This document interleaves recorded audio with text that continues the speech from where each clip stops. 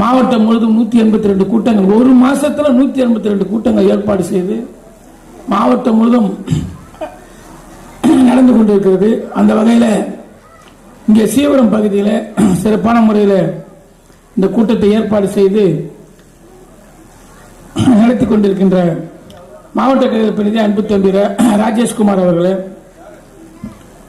இந்த கூட்டத்தில் கலந்து கொண்டு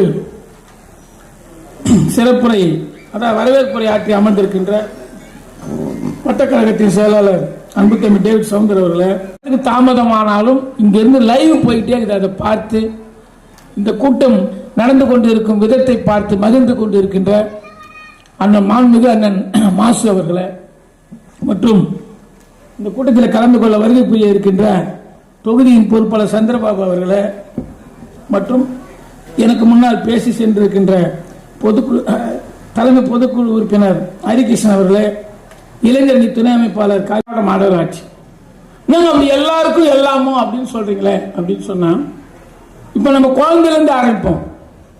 முதல்ல குழந்தை கர்ப்பமா இருக்கும், அதுக்கு என்ன பண்றாங்க, குழந்தை கருவான 3வது மாசத்துல இருந்து அரசாங்க ஆஸ்பத்திரியில் பாத்தீங்கன்னா 3வது மாசத்துல இருந்து உதவித்தொகை ஆரம்பிக்குது.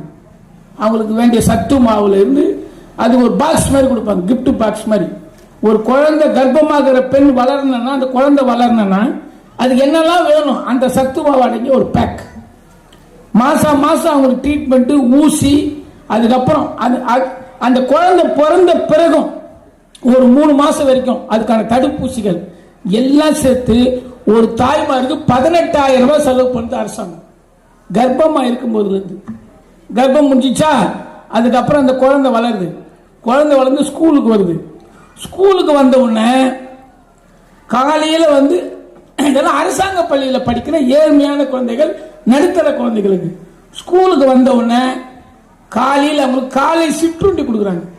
இங்க இருக்கிற எவ்வளவு பேர் வசதி இருக்கிறீங்க, எவ்வளவு வசதி இல்லாதவர்கள் இருக்காங்க. சில பேருக்கு வசதி இருக்கும், ஆனா காலையில ஸ்கூலுக்கு அனுப்பும் போது அந்த குழந்தைக்கு டிஃபன் செஞ்சு கொடுக்கறதுக்கு நேரம் இருக்காது, இல்லைன்னா காலையில அவங்க வேலை கிளம்பி போற சூழ்நிலை இருக்கும், எவ்வளவு சங்கடங்கள் இருக்கும். இதை அந்த குழந்தைக்கு மாசம் மாசம் செலவுக்கு 1000 ரூபாய் கொடுக்குறாங்க.